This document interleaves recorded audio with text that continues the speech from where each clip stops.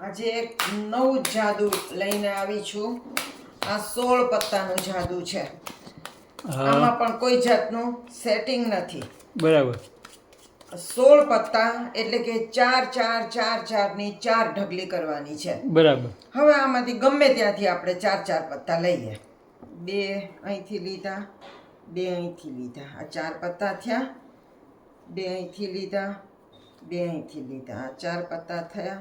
ગમે તે 4 પત્તા લેવાના છે. 2 અહીંથી લીધા, 2 અહીંથી લઈએ. આ 4 થયા. 2 અહીંથી લીધા, 2 અહીંયા છેલ્લેથી લઈએ. 4. આ બાકીના પત્તા કંઈ કામના નથી, આપણે મૂકી દઈએ, એની જરૂર નથી. હવે આવી રીતે 4 4 પત્તાની 4 ઢગલી કરી. આમાંથી તમે કોઈ પણ એક ઢગલી માંથી એક પત્તું તમારે ધ્યાનમાં રાખવાનું છે. બરાબર. તમે કોઈ એ ઢગલી હું લઉં. જો હું નથી જોતી. હવે આમાંથી કોઈ એક પત્તું તમે એને ટચ કરી લો એટલે કેમેરામાં દેખાઈ જશે. હા, બરાબર. બરોબર. હા,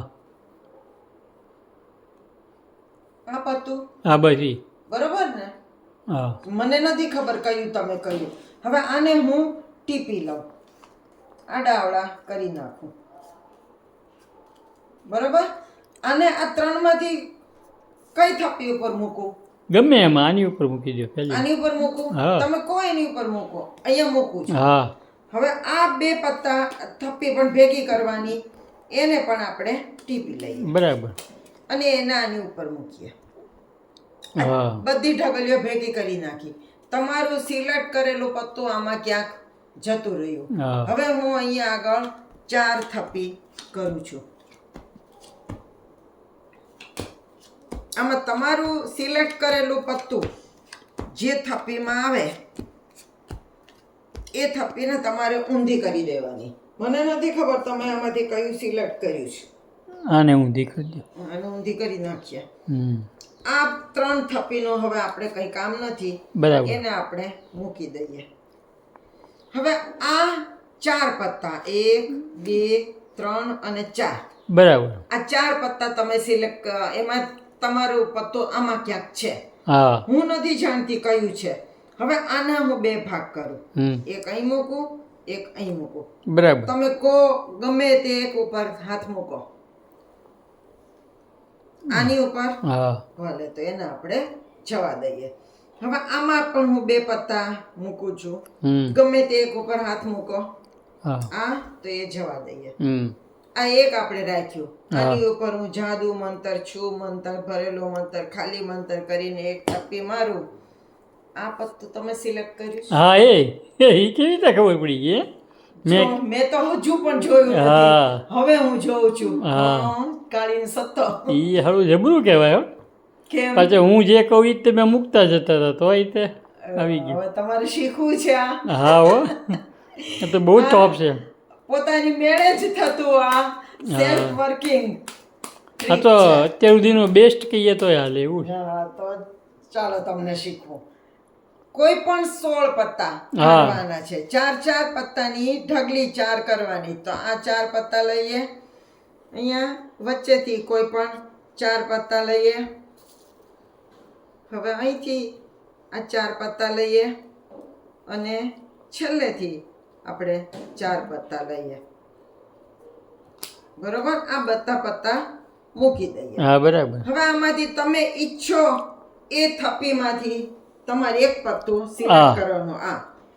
હા, તો આમાંથી તમારે એક પત્તું સિલેક્ટ કરવાનું. હવે હું જોઈ લઉં છું. એટલે જો આમાં આ યાદ રહેવું પત્તું છે, ચોકટની દૂડી. બરાબર. તો એ આપણે સિલેક્ટ કરી. હવે આને આપણે ટીપી લઈએ. બરાબર. હવે ચોકટની દોડી આડી અવળી ક્યાંક વહી ગઈ. ક્યાં ગઈ એ મને નથી ખબર. આમાં 3 માંથી ગમે તે એક ઉપર આને મૂકવાનું. તમે કોઈ એની ઉપર મૂકો. આની ઉપર મૂકી તો એની ઉપર મૂક્યો. હવે આ 2 થપ્પી એને પણ ટીપી લઈએ. બરાબર. આડી અવળી કરી નાખીએ. બરોબર. એને એની ઉપર મૂકીએ. હવે ઓલું ક્યાંય વહી ગયું ચોકટની દોડી. બરાબર. હવે એને આપણે 4 ભાગમાં મૂકવાના. ડાબી બાજુથી ભાગ શરૂ કરવાનો. 1 2 3 4.